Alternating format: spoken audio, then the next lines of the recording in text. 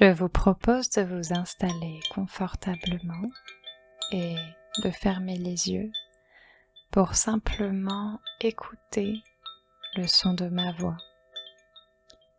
Ou vous pouvez tout aussi bien ne pas écouter et imaginer que vous êtes comme une légère feuille d'arbre qui se laisse porter par l'eau à la surface d'un bassin. Vous pouvez imaginer être cette feuille d'arbre, même si en réalité vous ne pouvez faire que l'expérience de regarder cette feuille d'arbre en imaginant la sensation que ce serait d'être la feuille. Comme si une partie de vous était là à regarder, tandis qu'une autre partie de vous imaginait les douces sensations de flottement. Et je ne sais pas si vous savez, mais Léonard de Vinci a dit quelque chose comme « L'expérience ne se trompe jamais, ce sont vos jugements qui se trompent en se promettant des effets qui ne sont pas causés par vos expérimentations. » Alors, pour contacter le génie qui sommeille en nous, nous pouvons parfois revenir dans notre corps et prendre conscience simplement de notre respiration, car parfois la tromperie du jugement a pour effet de promettre ce que la cause des expérimentations expérimente réellement. Et je ne sais pas si vous pourriez porter votre attention maintenant sur vos pieds qui touchent peut-être le sol, sur vos jambes qui vous soutiennent lorsque vous avancez, sur les parties de votre corps sur lesquelles vous reposez actuellement, vos fesses, votre dos. Ce sont des sensations si habituelles et pourtant nous pouvons nous arrêter un instant sur chacune de ces sensations car nous sommes aujourd'hui un jour unique. Chaque instant est unique et mérite une attention particulière. Tout comme vous êtes un être unique, un être talentueux, un être merveilleux. Une partie de vous pourrait simplement être dans l'instant présent, à l'écoute des sensations, pendant qu'une autre partie pourrait prendre conscience de toute la magie de votre génie qui se trouve à l'intérieur de vous. Vous pourriez, un jour comme aujourd'hui, prendre conscience que vous êtes un créateur de génie, car vous avez créé votre vie, jour après jour, choix après choix. Vous pouvez vous exprimer dans toute votre splendeur, oser être entièrement vous.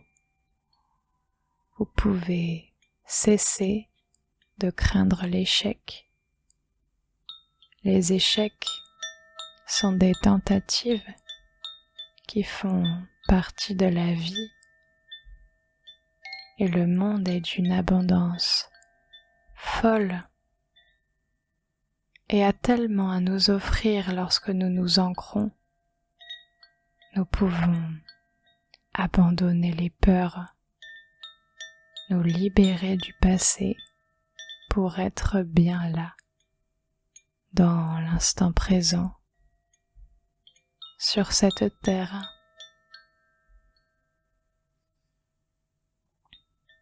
Cette histoire est l'histoire d'un jeune homme qui avait décidé de partir vivre très loin de chez lui, en Inde. Je ne sais pas si c'était pour fuir quelqu'un ou quelque chose, peut-être pour se fuir lui-même. Toujours est-il qu'il était arrivé sur le sous-continent indien comme un étranger. Et comme il avait l'air différent des habitants locaux, cela se voyait qu'il n'était pas du coin. Tout le monde le regardait attentivement,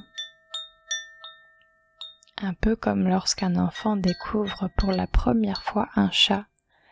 Il observe, il essaye peut-être de toucher. Il reste les yeux grands ouverts, épahis. Il est fasciné et à la fois, il ne sait pas à quoi s'attendre. À force d'être observé dans les moindres détails, ce jeune homme avait été bien obligé d'admettre qu'il était lui-même un étranger pour lui. Il lui fallait savoir qui il était pour ensuite dire aux Indiens « Bonjour, je suis Stéphane, je suis ceci, je suis cela ». Alors il avait fait exactement comme eux. Il s'était observé, et comme il avait perdu tous ses repères occidentaux, et qu'ici les gens vivaient différemment selon d'autres codes, d'autres habitudes, il avait progressivement constaté celui qui lui convenait à lui et ce qui ne lui convenait pas. Il pouvait prendre ce recul nécessaire. Il avait pu, étape par étape, déconstruire tous les conditionnements qu'il s'était lui-même imposés. Il avait identifié les fois où il avait fait des choses parce que ça fait bien et non parce que ça correspondait à ses besoins et à ses envies profondes. Comme les gens autour de lui étaient très différents de ce qu'il avait expérimenté auparavant, il ne servait vraiment plus à rien d'essayer d'avoir l'air bien. Il se rendait bien compte que son faire bien à lui n'avait pas tant de valeur pour les autres personnes qui l'entouraient dorénavant. Mais ces personnes en question étaient très bienveillantes avec lui, avec ses tâtonnements d'Européens en Asie. Ils lui montrèrent petit à petit qu'ils avaient confiance en lui. Où était-ce lui qui prenait confiance et osait être parfaitement, authentiquement lui-même? Il faut dire qu'il était de moins en moins un étranger pour lui-même et qu'il prenait l'habitude de s'aimer dans la facilité. Et plus il osait être lui-même, plus il pouvait rentrer en relation avec ses voisins. Rentrer vraiment en relation, c'est-à-dire de cœur à cœur, en présence réelle de soi et de l'autre. Et plus il osait être lui-même, plus il prenait possession de sa vie, et plus il s'ancrait dans cette nouvelle réalité. Plus il pouvait donner et recevoir en conscience, plus il se sentait en symbiose avec la vie, plus il se rendait compte que c'était lui qui était maître de ses choix et qu'à chaque instant il était aux commandes. Il était capable de créer le meilleur pour lui-même, confiant dans le soutien de la vie et de l'univers tout entier. Alors, un jour comme aujourd'hui, vous pourriez vous habitez encore un peu plus vous-même. Vous pourriez devenir votre meilleur ami pour écouter vraiment vos désirs, vos besoins, vos envies, pour être véritablement maître à bord, par respect pour vous-même. Vous pourriez vous ancrer dans cette vie avec joie, plaisir, fluidité et abondance. Vous pouvez prendre cette place qui vous revient, puisqu'elle est faite pour vous et par vous.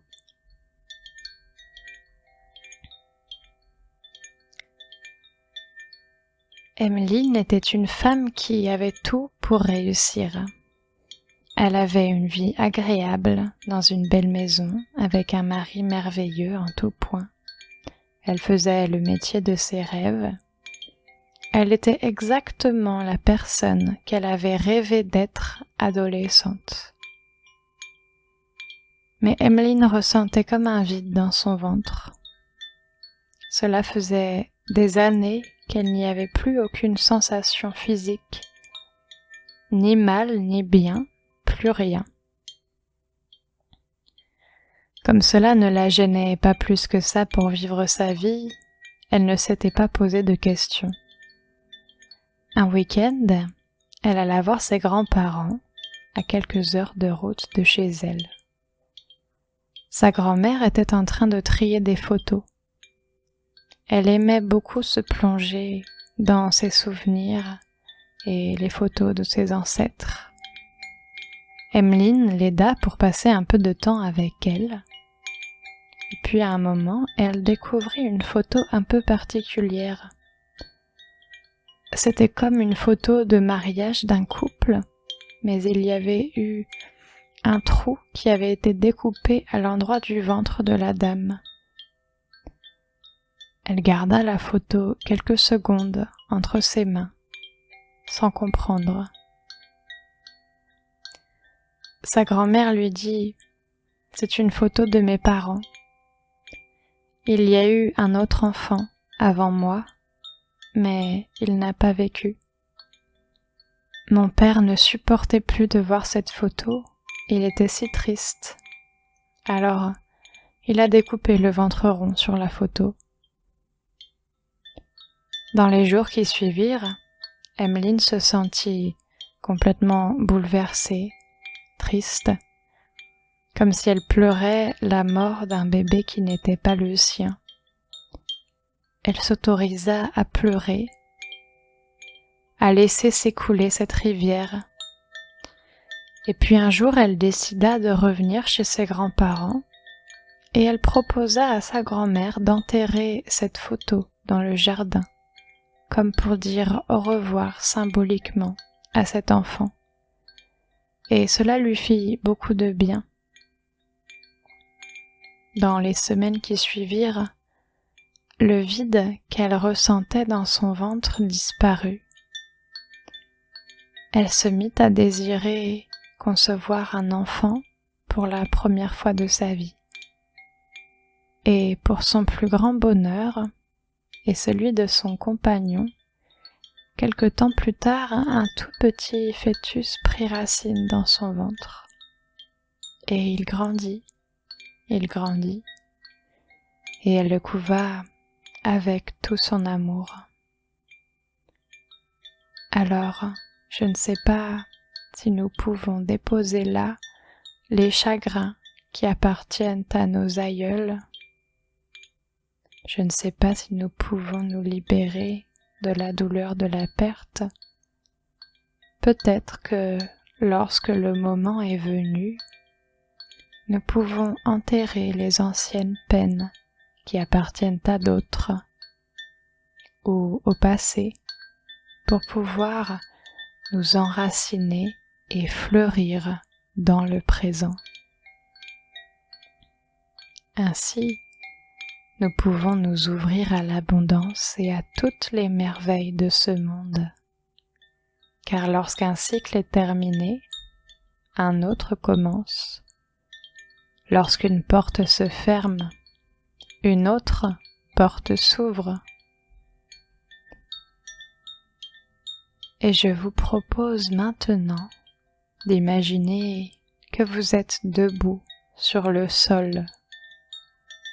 Vous pouvez imaginer que sous chacun de vos pieds, une racine se crée, s'enfonce dans le sol. Vous pouvez imaginer ces deux racines grandir, grossir, et de nombreuses petites racines se créent à partir de ces deux racines principales. Et vous pouvez observer comme vous vous ancrez dans le sol,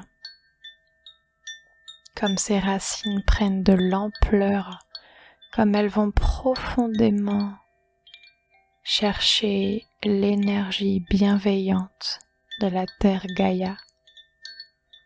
Vous pouvez voir ces racines grandir, grossir et se gorger d'énergie pour vous apporter cette énergie, cette stabilité. Vous êtes parfaitement ancré dans le sol maintenant. Désormais, vous êtes stable et ancré dans votre vie. Vous êtes en mesure de passer à l'action de manière adaptée et efficace. Chacun de vos actes est mesuré pour en faire juste ce qui est nécessaire pour vous permettre d'avancer. Vous pouvez construire pas à pas la vie qui vous correspond sur le chemin de votre bonheur. Vous vous sentez en sécurité grâce à ce nouvel ancrage solide. Je vous propose maintenant de vous imaginer dans quelques jours, heureuse de constater que vous vous sentez beaucoup plus stable, beaucoup plus apaisé et en sécurité depuis que vous vous êtes ancré avec cette séance. Imaginez comme vous êtes passé à l'action de manière juste. Imaginez-vous accueillir les fruits de tout ce que vous avez mis en place pour être heureux dans votre vie. Vous pouvez voir l'abondance sous toutes ses formes remplir votre vie. Imaginez le bonheur que cela vous procure. D'ici quelques instants, la séance va se terminer. Vous allez pouvoir réassocier toutes les parties de vous pour revenir ici et maintenant, à l'instant présent. Quand ce sera le bon moment pour vous, vous pourrez rouvrir les yeux.